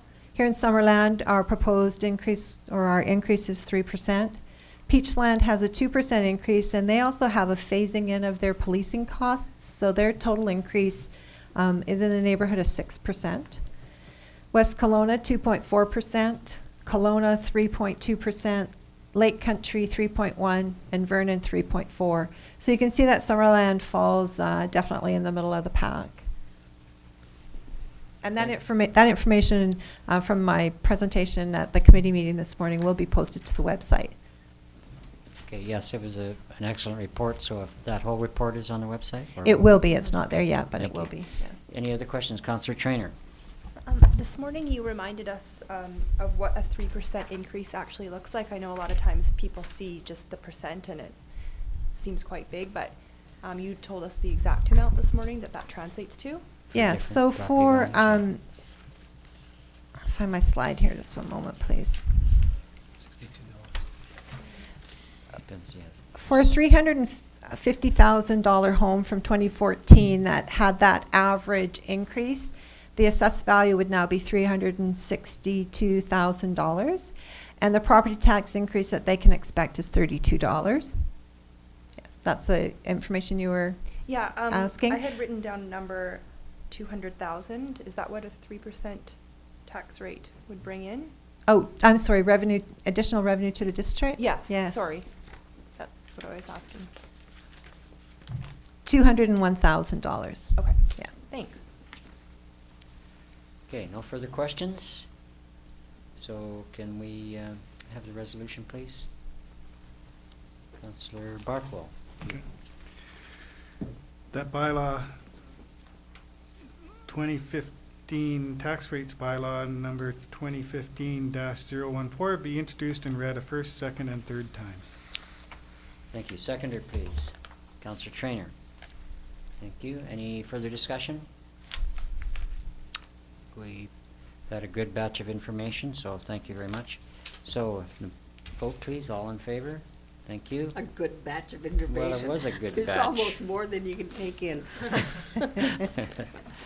Anyway, we also have to do a resolution here for a special meeting on May the 13th for the purposes of adopting the financial statement and tax rates, correct, CAO? The financial plan bylaw, sorry. Okay. Yeah, just to adopt, you've done the first 3 readings of each of those, but in order to have them adopted. Yeah, we have to have this. So this is a resolution to hold a special meeting, May 13th, to pass the financial statements and tax rates, correct? Financial plan bylaw. Financial plan bylaw, I'm sorry. We have a mover of And that? if you could set the time for that. Oh, yes, I'm sorry. It was set for 4 PM on the Yeah. 13th. Thank you. Have someone take that motion, please? Move it. It's as stated. I'll move the motion as stated. Thank you. Seconder? Counselor Trainer? All in favor? Wait, discussion? Thank you. Oh, well, no. Can't have discussion. Unless you want to change the time or something. Yeah, we well, have- it's just, you've confirmed that there'll be enough people on council? Enough people available at that time? I'm certainly available. I'm not. You're not available. Oh, okay. Anybody else?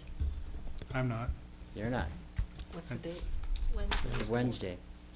I thought this had been cleared up. Is it 13th? Later in the day, that day? I don't care when. But if there's a quorum, Yeah, we only need a quorum, right?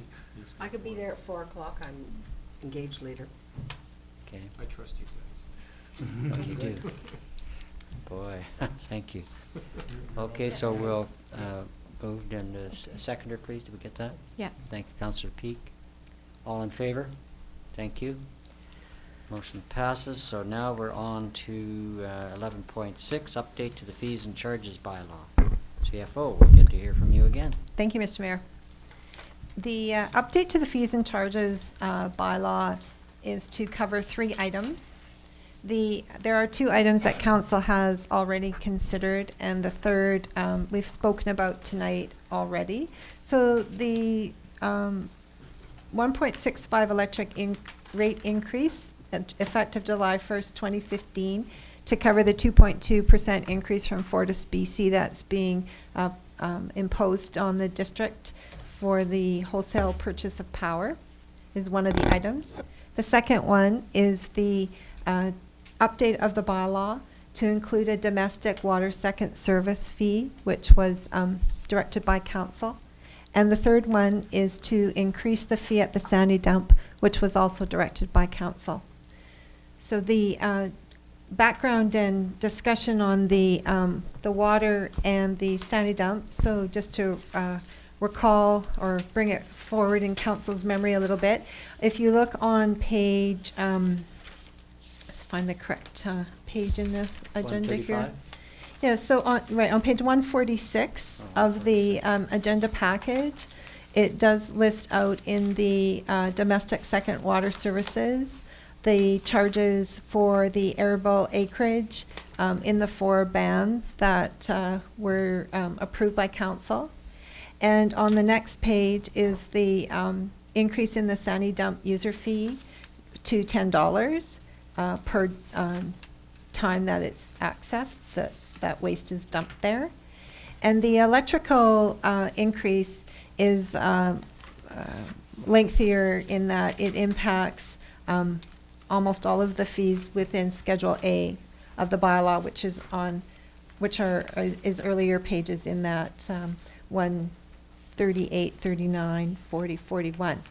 So really, the 2 items are housekeeping to get the bylaw in order with the direction that council has given. The third item, the fee increase July 1st on electrical to cover that increase in the purchase of power, is a new item for council to consider. Thank you. Any questions? Councillor Barkwell?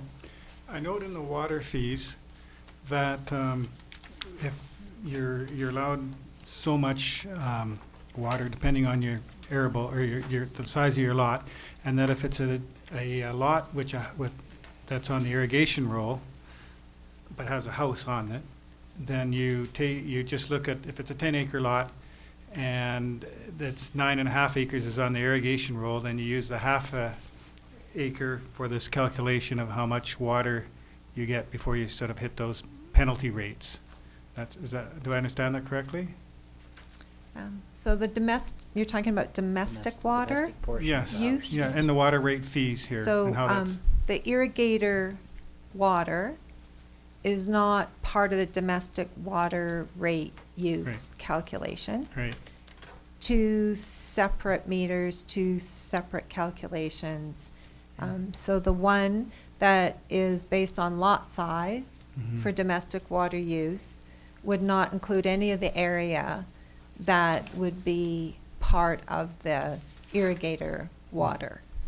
So what I'm getting at is how much, if you've got a 10-acre farm, what's the standard size that's put towards the footprint of the house for these domestic water rates?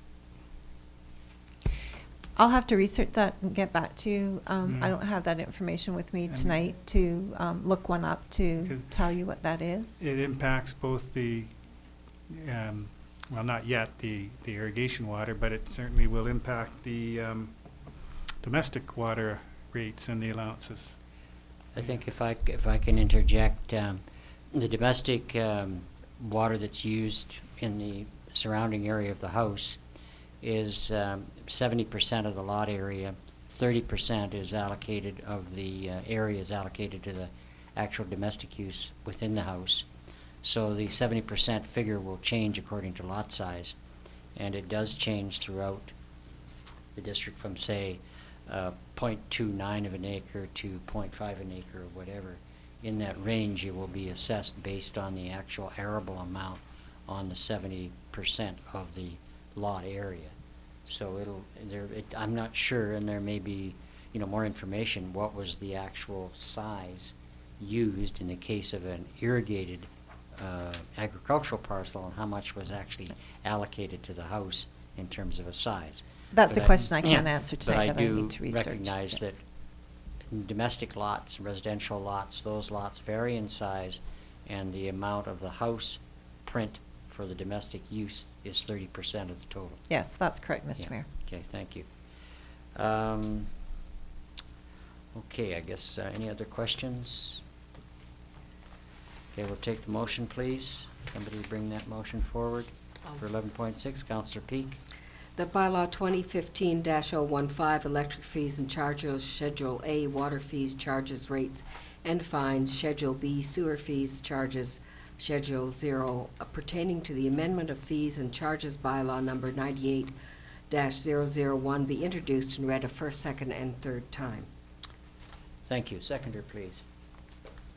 Councillor Holmes. Thank you. Any further discussion on that? I think I won't use the word batch this time. I'll think of something else. No other discussion? Thank you. All in favor, please? Thank you. Motion's passed. So we're still with 11.7 as a grant and aid request, CFO or CAO? You're going to take this, I'll aren't you? take this one just to Yeah, give Lori that's a correct. moment of break, at least for the start. I do note on this, you see a staff report regarding a grant and aid request from the 2015 Meadowlark Nature Festival. It appears that the letter of request is missing in the package here, but we did receive a request for $1,500. The details are in your report. And the district did not receive an application from them prior to the granted aid application deadline. It was somewhat of a concern to staff why they didn't put an application in. It's an ongoing program each year, so we should have a discussion with them for future years, at least for being able to be considered when council is looking at the most of them. So. Yeah, if I'm not mistaken, there is a point when this sort of thing becomes a line item of some kind, isn't it, as opposed to a grant and aid, or? Not necessarily, but it's just that it's preferable to have, for any Before organizations we that go. are ongoing, to have it with when you're considering the whole gamut, and Yeah. then you can use these discretionary funds for new unexpected events that are coming up, that you still have some funds available. The danger is that a group will try to access money and there may not be any there. Exactly, Right, so yeah. they should be in the schedule of timing. Okay. I think they may have had some changes in their executive, so it's well worth some discussion with them. Yeah, right, in terms of future years, yes. Okay, any questions from council on this, for CAO? It's certainly a festival that's been very successful, and council has assisted the group in past years, and I see no reason why we wouldn't move ahead on this year. So can I have someone, Councillor, bring the motion forward, please? Staff, thank you, Councillor Peak. Recommendation that council consider the 2015 grant and aid request from the Okanagan-Similkameen Conservation Alliance for hosting of the 2015 Meadowlark Nature Festival. And Thank be you. approved. And it be approved. Thank you And it very be much, approved. Mr. Seconder, please. Councillor Trainer, thank you. Any further discussion? Councillor Holmes. I kind of have a problem with these organizations coming through the back door. They've been around for 18 years. I mean, I totally support the festival. It's a fantastic festival. You know, we had a similar thing last council meeting where somebody, you know, an organization came and we gave them a grant and aid that had been around for 15 years. To me, I think it's really unfair to organizations who do go to the trouble of filling out the grant and aid applications, which aren't straightforward applications. And there's an opportunity for us to question them about the use of the money. And rather than just not bothering with that process and thinking they can just come to council the week the event is happening. I mean, it starts this week, right? If I could just interject there, we did receive this letter, I think it was the end of February, so it's staff's delay in getting this before council. I don't want to leave that impression that the group has come to us this week. I have a trouble with the process, a big trouble with the process, and I can't see us just hemorrhaging our money that we've set aside for unexpected things, for things which have been around for decades, you know, that aren't unexpected at all, and organizations that I think have gone through this process before. Well, I think, you know, I certainly agree with you, Councillor Holmes, and I think this is one of the issues that staff will be examining some of these particular items. And I think by a review of what has happened over the last several years, we can probably identify not only this organization, but perhaps several others that need to be tweaked to our, you know, asking ahead of the game, are you interested this year or not? And if they don't submit an application, then that they would not be able to approach us much later in the process. Do you have a comment, CEO? Exactly on that. We will ensure both with the last one that council approved and this one, and any others that we have that conversation and include it in their funding letter, that the expectation will be that Yeah. they go into the Yeah.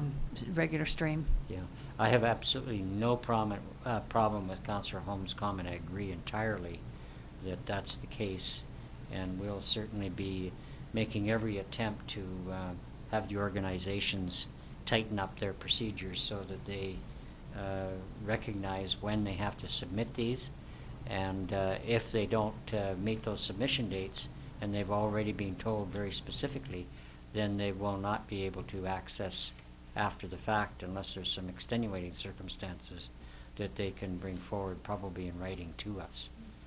So any further, Councillor Holmes? Yeah, just a couple other things, and it would be nice if they were here tonight so we could question them what they need the money for. Well,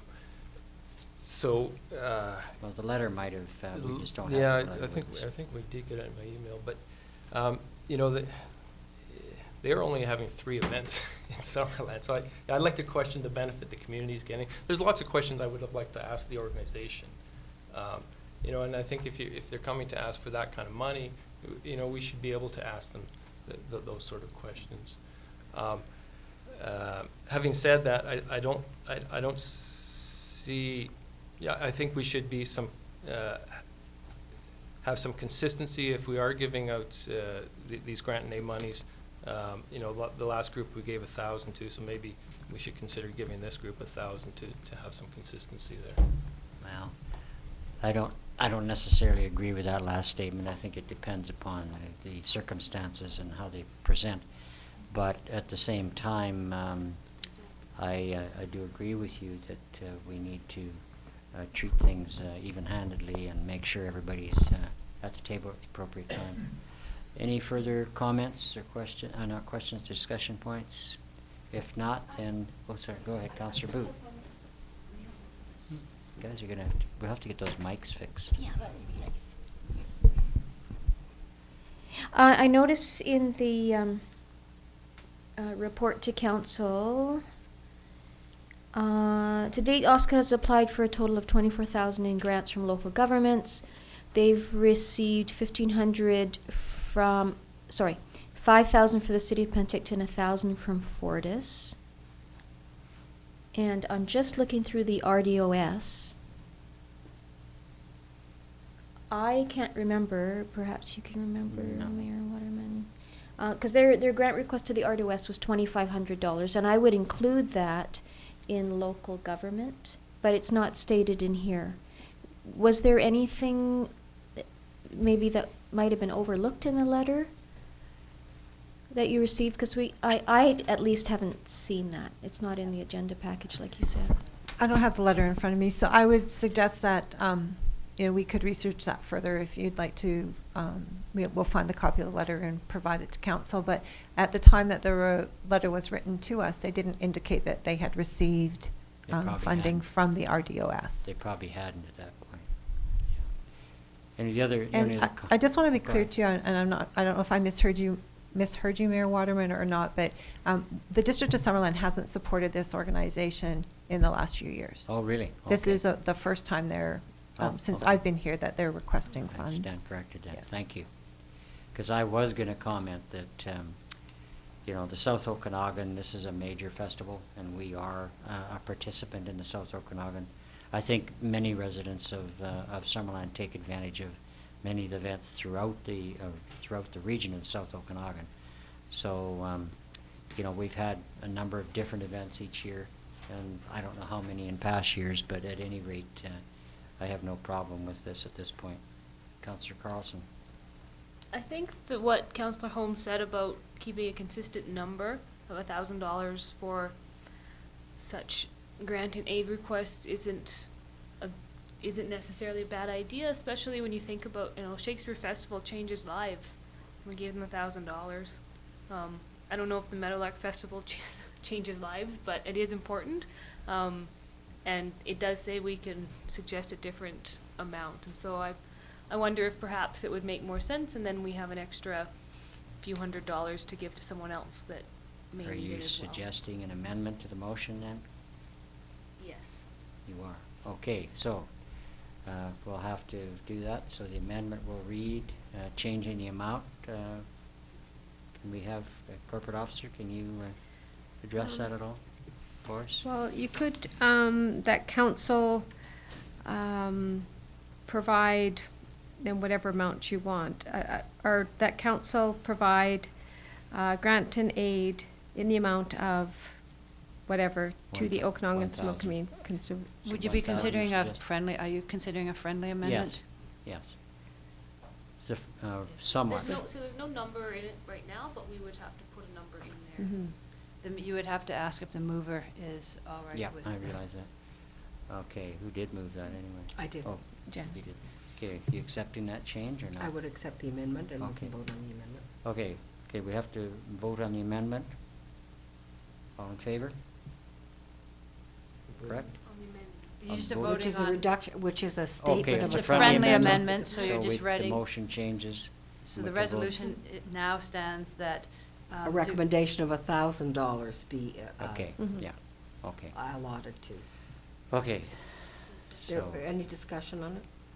is there any discussion? Not on the amendment, no. Thank you. I just have a quick Councillor question. Trainer. So, does that mean that future groups that come to us, if they, I guess we'll analyze each one on a case-by-case basis, but will we limit future groups as well to $1,000? That's a very good question. That's not in consideration at the moment, though. Right, it's not, No, it's not okay. under consideration. Okay. Okay, so, yeah, that was sort of a superfluous question that wasn't germane, so. I was just thinking. How many syllables do you need to use? Lots. So can we have a seconder? Do we have a seconder for the amended motion? I thought we did, but maybe we don't. I'll second that Okay. motion. So we're looking at an amended motion. No, you're just looking at it was a And the friendly motion amendment. as changed, yeah. No, we're Just- looking it's at, just- It's just Straight one We're motion. just gonna vote on it right now. Yeah, That's okay. Whole thing. Okay. Councilor Barkle still wants to say something. Okay, no, go ahead. go ahead. No, he doesn't. He wants to Okay, vote. call for the vote, please. All in favor? Thank you. So it's unanimous or not? No, it's not. Why not? Did you There's not vote? 3 against. You didn't call for, you just said all in favor, you didn't ask for opposed. Okay. So I haven't had the opportunity to raise my hand yet. Okay, well, okay, anybody opposed? 3, okay, the motion passes, thank you. So that was a motion just to move to adjust, to make the amendment to the motion under discussion, right? No. No, it's it We was- need to change the That's original, where a the friendly confusion came amendment, in. the original motion, which creates the actual motion. So we have voted on the actual motion on the table, and we passed it 4-3. So just for clarity, when it's a friendly amendment, Mhm. Yeah. it just changes, Oh, you it don't just have a changes vote the on word. it. When You it's a don't have to vote small on the amendment. change and the mover agrees, then it's a friendly amendment, and that's what you're voting on. Okay, On the amended motion, Yeah, yeah, yes. not the amendment. Right. it's a friendly amendment, yes. I think, Councillor Peak, where I was, seeking some clarity, and I guess I was deducing from your earlier comments that you were in favor of the amended motion, because a hand that does not go up is in favor unless I call for opposed, which I had not at that point. You're quite correct. So I guess we'll carry on to Okay. 11.8. The water leak billing adjustment policy. Thank you, Mr. Mayor. As everyone's well aware, in Summerland, we now have metered residential water consumption that started in January. And staff have had a couple of instances where we've had abnormal water use and been contacted by property owners to review the bill and requests to adjust billing. So we are coming to council tonight with a report to present a water leak adjustment policy and to discuss or to give you information about staff's ideas and positions on when we should be making adjustments to water consumption on bills and when we will consider making adjustments. So there are a couple of things that can happen when we're talking about metered consumption, and I think the best parallel or analogy that we have in the District of Summerland is that we have an electrical utility, and we all have a lot of history with people with electrical use.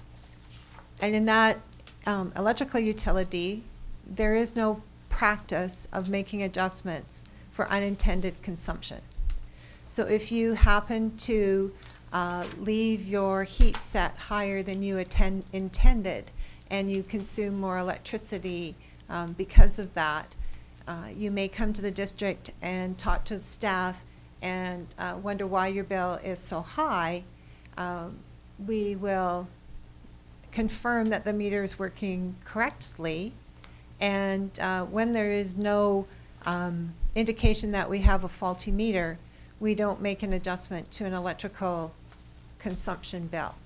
If we determine that the meter is working incorrectly, then there is the opportunity for an adjustment to be made. Sometimes consumption needs to be estimated because the meter wasn't working. So we have that history with our electrical customers where unintended usage is paid for by the consumer. So we have now the metered water or the metered use of water for our customers.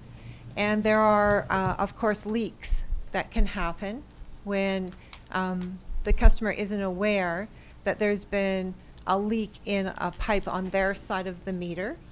And the water is going through the meter, it's showing up as their consumption, and they'll perhaps come to the district, or we may identify it through a review process that we have abnormal consumption at our location.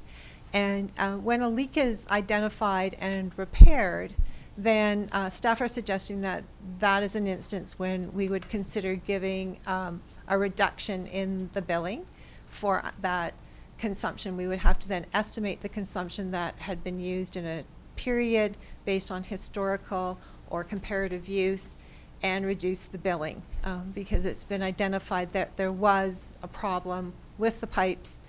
It's since been fixed. That's one of the conditions that we would have in our policy, that we would require the leak to have been identified and repaired. Then we would give an adjustment on the billing. Of course, there's going to be instances that occur where there's unintended consumption of water that's not related to a leak. And that really is where staff is looking for council's direction on if you want to consider anything other than the policy and practice that we've proposed tonight.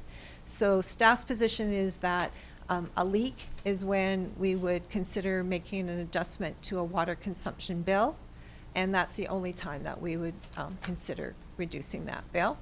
And we have the policy, we have a form for providing information about the leak and how it's been repaired, and then we would make the adjustment.